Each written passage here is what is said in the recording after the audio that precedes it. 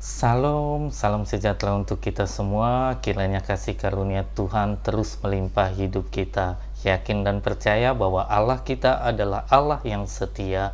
Dia tidak pernah meninggalkan kita dan Dia akan terus ada bersama-sama dengan kita. Pada kesempatan ini kita akan berbicara tentang bertahan dalam ketenangan. Mari kita baca kebenaran firman Tuhan yang akan kita ambil dari kitab Yesaya pasal 32 ayatnya yang ke-17.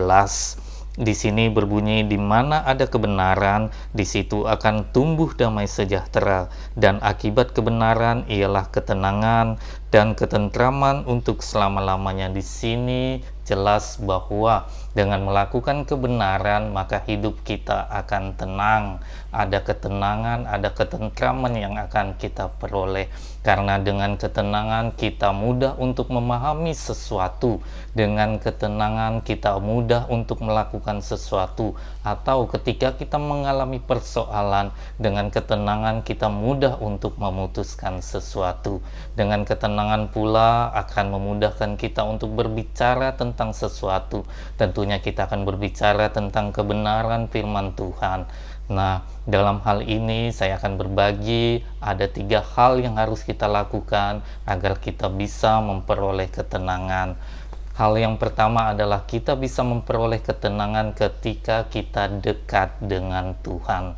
Ketika kita dekat dan diam dekat dengan Tuhan, kita akan memperoleh kebenaran. Hal ini disebutkan dalam kitab Mazmur pasal 62 ayatnya yang pertama, hanya dekat Allah saja aku tenang, daripadanya lah keselamatanku. Berkali-kali Tuhan Yesus dalam kitab Perjanjian Baru berkata, diam dan tenanglah, ini aku. Jadi ketika kita dekat dengan Tuhan, kita akan merasa tenang dalam hidup kita. Hal yang kedua untuk memperoleh ketenangan adalah karena Allah telah berbuat baik kepada kita. Ketika kita mengalami mukjizat, ketika kita mengalami perbuatan baik yang dilakukan oleh Tuhan untuk hidup kita, kita akan merasa tenang. Mari kita baca Mazmur 116 ayatnya yang ke-7. Kembali tenang, hai jiwaku, sebab Tuhan telah berbuat baik kepadamu. Dalam hal ini dijelaskan bahwa ketika Tuhan telah berbuat baik kepada kita, kita akan bersyukur dan jiwa kita akan merasa tenang. Dan hal yang terakhir yang paling penting adalah untuk memperoleh ketenangan kita harus bertobat. Mari kita baca Yesaya 30 ayatnya yang ke-15. Sebab beginilah firman Tuhan Allah yang Maha Kudus, Allah Israel, dengan bertobat dan tinggal diam, kamu akan diselamatkan dalam tinggal tenang dan percaya.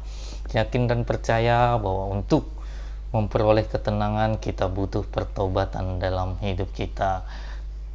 Dan 3 hal ini yang harus kita renungkan setiap hari dalam hidup kita. Untuk memperoleh ketenangan, kita butuh dekat dengan Tuhan. Untuk memperoleh ketenangan, biarlah Tuhan melakukan perbuatan baik dalam hidup kita, sehingga kita bisa bersyukur bahwa Allah itu baik. Dengan bertobat, kita boleh memperoleh ketenangan, kita boleh melepaskan segala dosa yang telah kita lakukan. Terima kasih teman-teman, Tuhan Yesus memberkati, dan percaya bahwa Allah itu baik.